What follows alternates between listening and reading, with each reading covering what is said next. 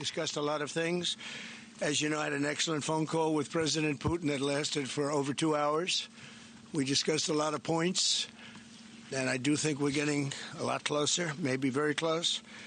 The President and I just spoke to the European leaders. They were President Emmanuel Macron of France, President Alexander Stubb of the Republic of Finland, President Karol Nawrocki of the Republic of Poland, Prime Minister Jonas Gahr Store of the Kingdom of Norway, Prime Minister Giorgia Meloni of the Italian Republic, Prime Minister Keir Starmer of the United Kingdom of Britain and Northern Ireland, Chancellor Friedrich Merz, the Federal Republic of Germany, Secretary General Mark Rutte, the North Atlantic Treaty Organization, NATO, President Ursula von der Leyen of the European Commission. We spoke to all of those great leaders. They're all great leaders.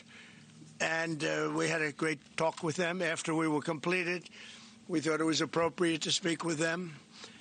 And our meeting was excellent. We covered, somebody would say 95%. I don't know what percent, but we have made a lot of progress on ending that war, which is really certainly the most deadly war since World War II, probably the biggest war since World War II. And I want to thank Steve Witkoff, who's here, and I'd like to thank Jared, who's here someplace. Thank you, Jared. And thank you, Steve. What a great job you've done. Jared Kushner, Steve Witkoff. And Marco Rubio is here. Thank you, Marco. And Pete Hegseth is here. Those two people are doing an unbelievable job. And the four people on this one are doing, I don't think anybody could do it. And we'll see if it gets done, but it's very close, certainly. Nobody would even have a chance of getting it to where it is right now. Nobody would have thought that was possible. So I just want to say we've done very well. We've had discussions on just about every subject, and that includes with President Putin before. And we went into great detail, and we likewise went into great detail today. And it was an honor to have you at Mar-a-Lago and have lunch. I hope you enjoyed the food. Your people enjoyed the food, I can tell you that. You're big, strong people. Your general over there looks like central casting. I want to also, by the way, speaking of generals, we have a great general, General Raisin Kane, who is here someplace. Thank you, General. Thank you very much. He's great. So, Mr. President, maybe you want to say a few words, and then we'll speak over the next couple of weeks. We'll speak probably quite a bit, but we'll speak tomorrow. Thank you very much. Appreciate it. Thank you so much, Mr. President. Thank you. Thank you for everything, dear colleagues. First of all, I would like to thank President Trump for a great meeting at this amazing place in his home in Mar-a-Lago. And we had a really great discussions on all the topics, and we appreciate the progress that was made by American and Ukrainian teams in these recent weeks.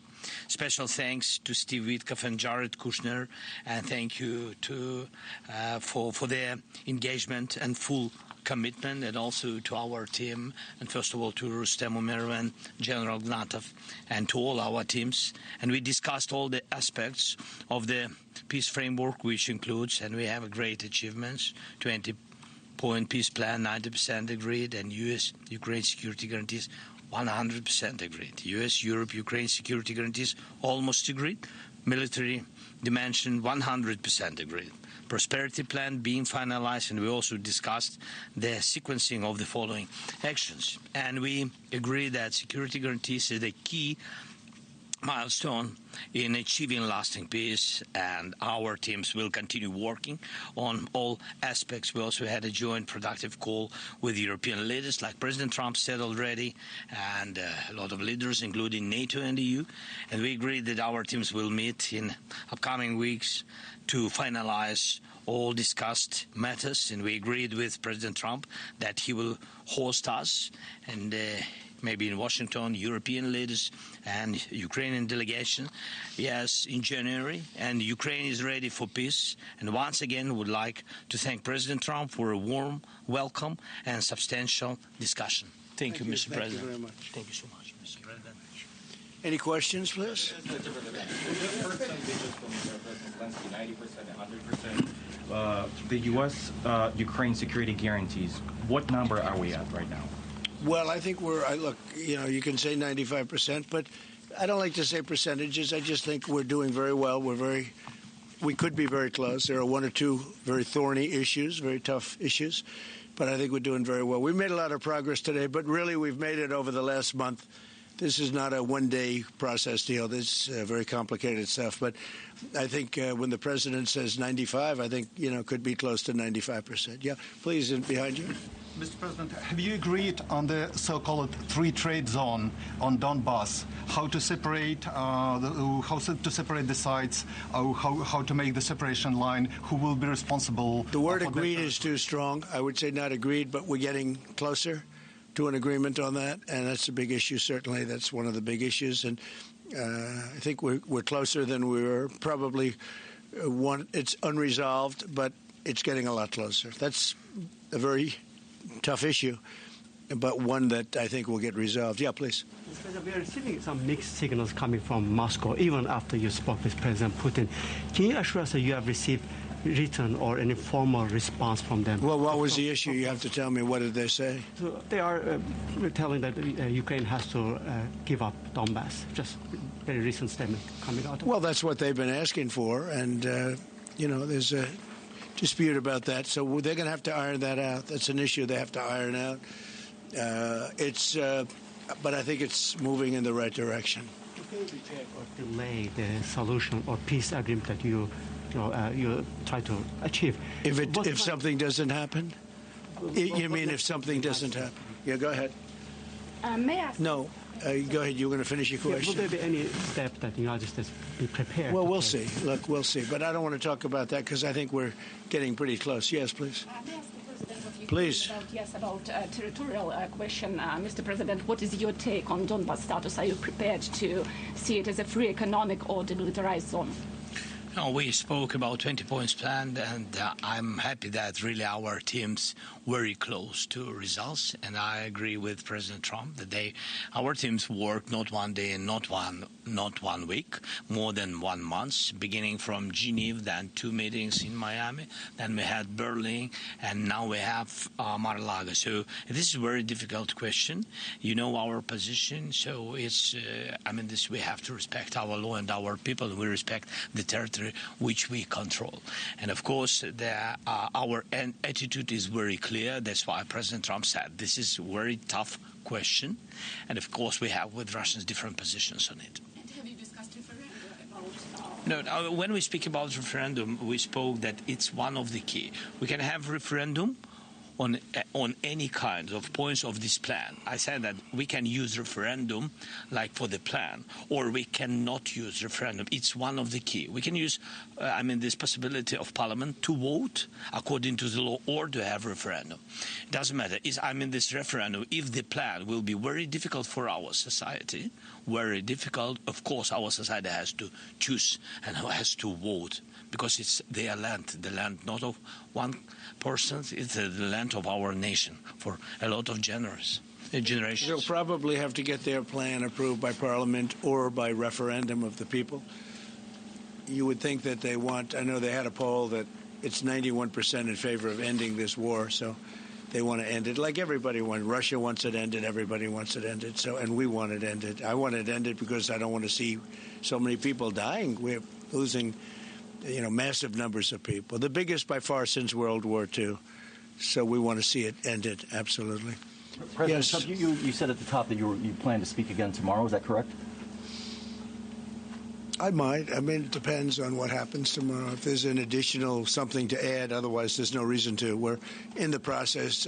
Jared and Steve are working very hard to get something done, and if there's something that comes up, I'd speak, but otherwise I don't think there's any reason to. In your mind, sir, what are the thorniest issues still unresolved after the... Well, I think the land you're talking about, some of that land has been taken.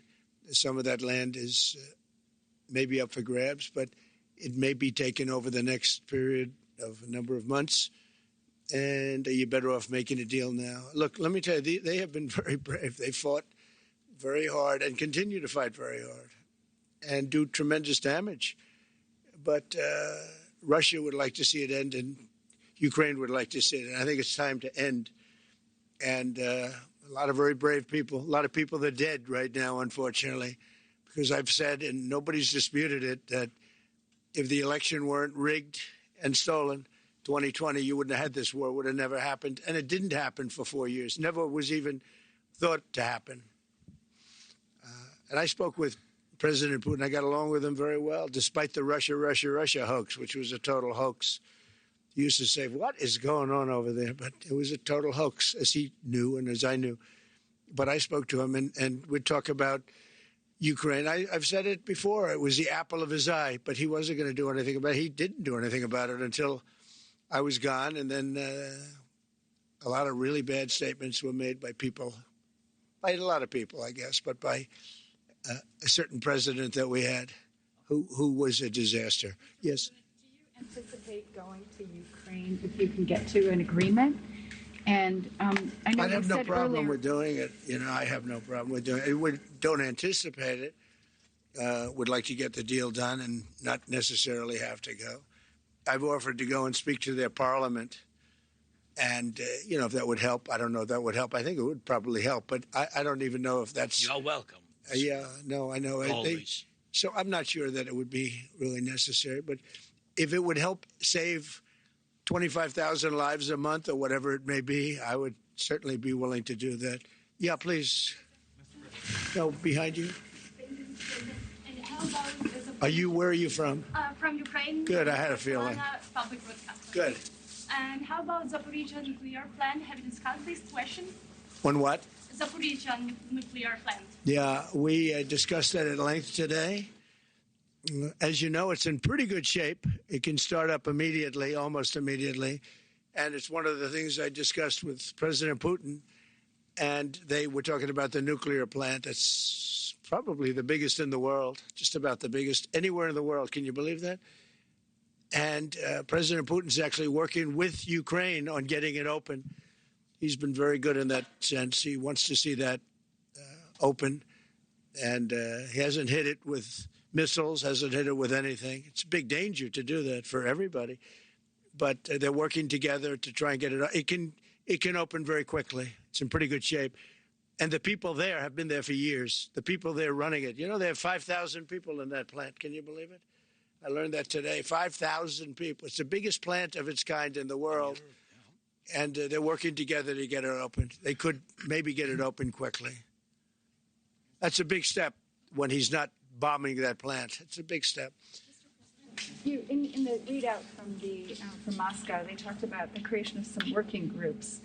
That would be set. Can you tell us about what those working groups would entail? And also, if you wouldn't mind, what is the message that you will give to Putin when you speak to him after your meeting? So the working group is going to be composed of Steve Witkoff, Jared Kushner, General Raisin Kane, Marco Rubio, and a few other people that we're going to be putting onto it. I think Pete Hegseth should be in that working group. He knows the territory very well. He's been fantastic at what he's doing. And they may add one or two people. And likewise, Ukraine's going to have some very good people that were at lunch today that enjoyed the lunch today a lot, more than they thought, right? But do you want to say who may be on your working group?